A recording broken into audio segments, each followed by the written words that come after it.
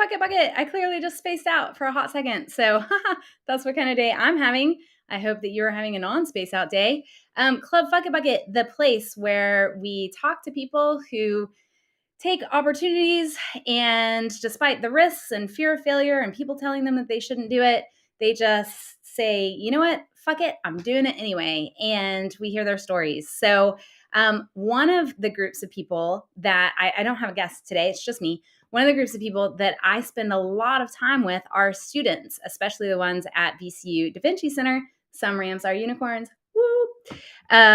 And a lot of my students had this moment, right, where they're like, you know what, I teach undergrad and master's program classes, and especially my master's students, where like a lot of them had careers and they have families and they have all these things, and they're like, I'm going back to school. And what they hear is like, why would you do that, right? All of the risks that are inherent with that, and debt and everything. And most of them have that moment where they're just like, fuck it, I'm doing it. I want to do this. I feel like I should do it.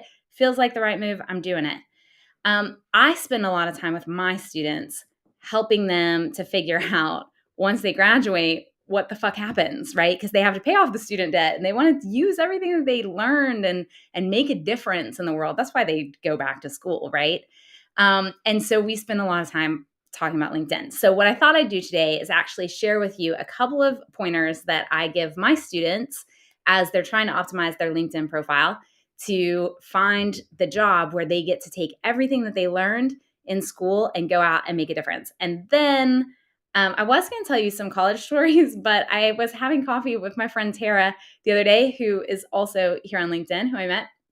And we were talking about funny foreign language stories, because her company actually teaches, like offers employers the ability to let their employees learn other languages. So it's like a super inclusive program. So you can talk to your colleagues who are maybe all over the world or from different backgrounds and cultures, or you can use it to go travel, become a digital nomad, whatever. And so I was thinking of a couple stories that I would tell you there that are pretty funny. So first, business, LinkedIn profiles. I actually just did this a few minutes ago with a couple guys from a company called Share More Stories, who are looking to build authentic relationships to grow the business, but so they have to do it at scale, right? And so the first thing that I told them is, your LinkedIn profile should be built up in such a way that if I look at it and then I meet you at a networking event, I know something about you that I can use to make a connection. Like, I should be able to walk up to you and be like, oh my gosh, I snort laugh too, right? I mean, you don't have to put snort laugher in your profile headline, but I do.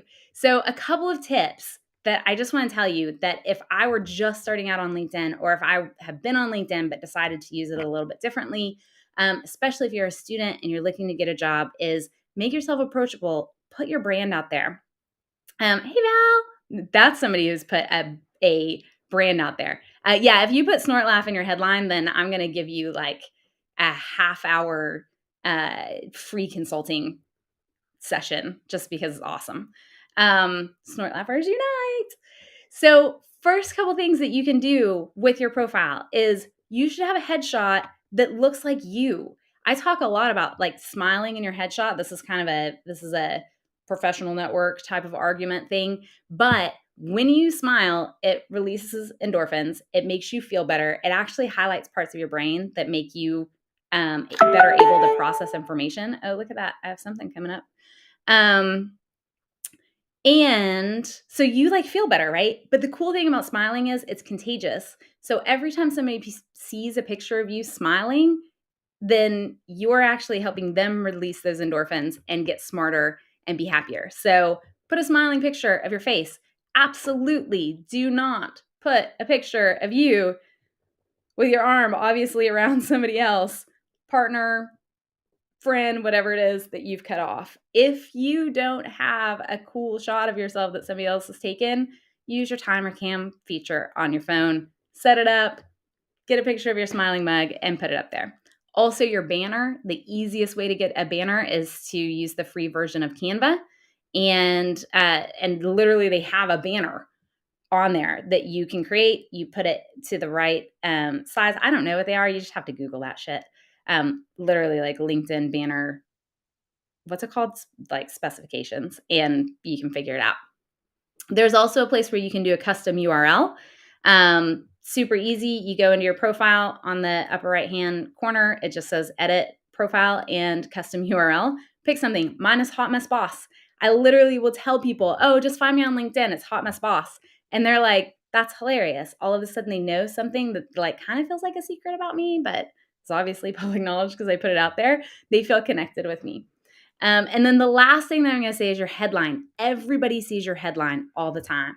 What I recommend to my students is that they watch Simon Sinek's Golden Circle TED Talk, The Find Your Why, and they start with a sentence that says, in everything I do, I believe. Because what Simon Sinek says is people don't buy what you do, they buy why you do it.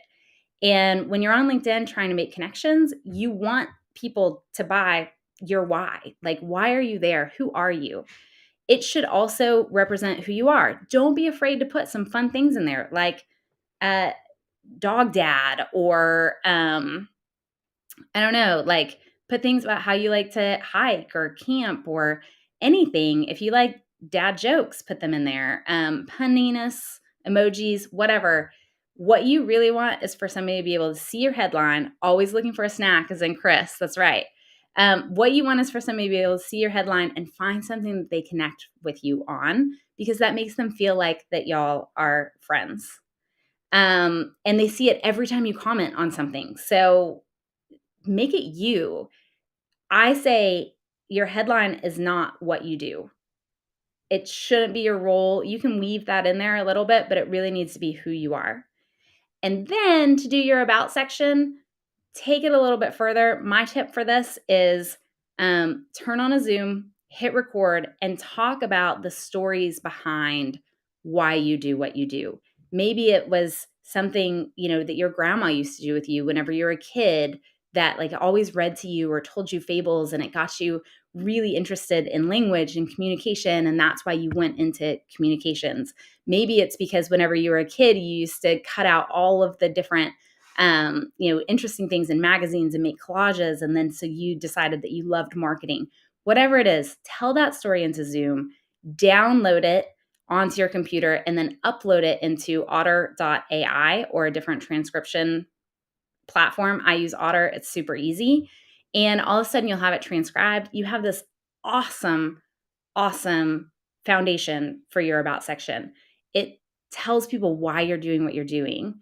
It gives them a layer of insight into what you're doing, and it makes them connect with you, which means that they're more likely to want to interact with you, whether that's to recommend you to somebody to get an interview for a job, interview yourself, or buy whatever it is that you're selling. So that's your time to actually like show who you are as a person. Those are like just some of the initial tips that I have just in that very first part of your LinkedIn profile that's going to make you much more approachable. And this works for everybody. It's not just students. Everybody should do this. And you should go back and revamp it from time to time as you grow, right? So those are my tips. And the next, I will tell you a story about when I lived in Germany. So I went to Germany when I was 17 as an exchange student. I graduated high school as a junior, went over for their 13th year, and knew enough German to be able to say, my nickname growing up was Missy, so I could say, Ich heiße Missy, my name is Missy. I could say Gummibärchen, because gummy bears are life and like so delicious over there. If you haven't had Haribo, they've got this little jingle, Haribo macht Kinder froh und Erwachsene ebenso, which means like Haribo makes kids happy and adults too, which is so true because as an adult, I still eat way too many of them. And I could say Lockenwickler, which is hair curler, but my hair was like this long, so it was useless information. But I picked it up pretty quickly, and within the first couple of weeks, I was kind of like having some pretty good conversations, or at least what I thought were good conversations. Maybe not so much. As this happened, when you travel internationally, within the first couple of weeks, I got pretty sick. And I was living with a guest family. They were absolutely amazing. And the mom was just like, she was like, what does your mom do for you whenever you're sick? I want to make you feel at home. So I very confidently, in my brand new German, said to her, she makes Hundenudelsuppe. And she looks at me and she goes, Hundenudelsuppe? And I was like, yeah, chicken noodle soup, right? Hundenudelsuppe. And she goes, well, where does she get the Hunde? And I was like, the grocery store. Hunde's like the most popular meat in America besides beef, probably. And she was like, really? Hunde? Like, woof woof? Hunde? I'm over here going like, oh yeah, no, my mom makes dog noodle soup. Everybody in America eats dog. You can buy it at the grocery store.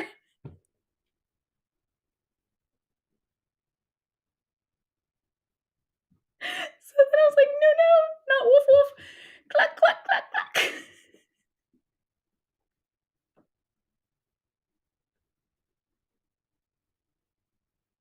And to this day, every time I eat chicken noodle soup, I think of this poor Hunde noodle soup and how confused she was. She was so amazing.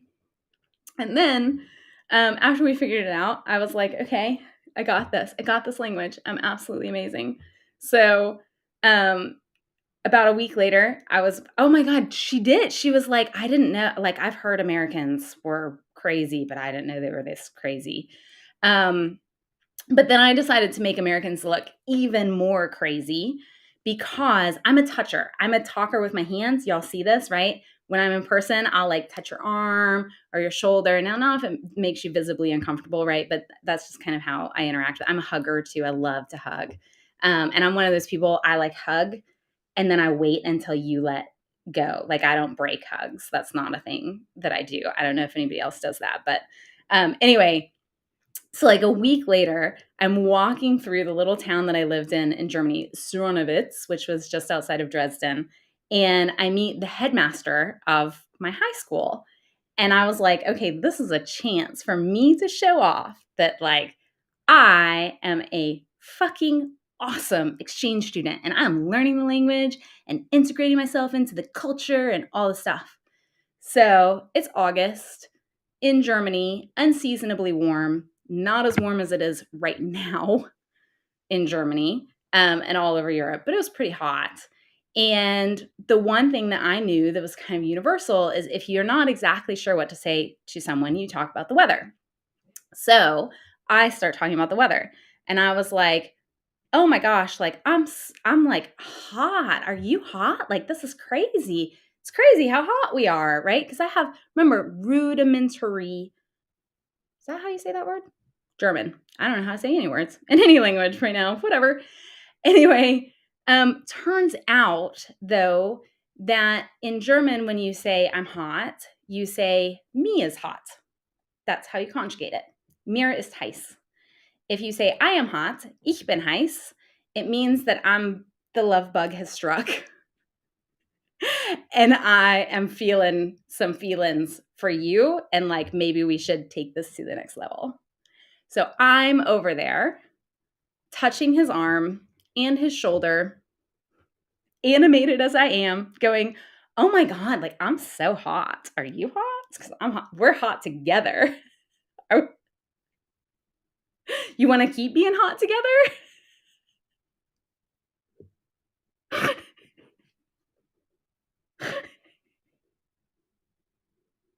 At which point, I'm surprised they didn't just send me back. And I can only imagine the conversations between he and my poor stepmom, who I had told we ate dog noodle soup. And he just thought that I was some sort of like super slutty American. No one thought it was a good idea to turn me loose unsupervised in another country. They still don't.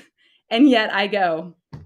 So anyway, This is why communication and life is hard, but it's also one of the reasons why I love to travel so much because I always come back with these kind of crazy stories. That's it. We're at time. So, some tips and tricks for making your LinkedIn profile stand out amongst the majority.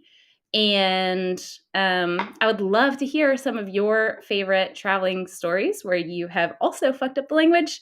But you know what? That's part of being Club Fuck It Bucket, right? You don't know it, but you just go for it and you do your best and you try. Sometimes we fail, sometimes we don't. All right. I will see you on Friday, 1:15 Eastern Standard Time. If you want to join the club and come on and talk about a time when you looked failure and risk in the face and said, you know what? Doing it. Anyway, let me know. Slide into my DMs. I can't wait to have you on. Can't wait to see you on Friday. Have an amazing rest of the week.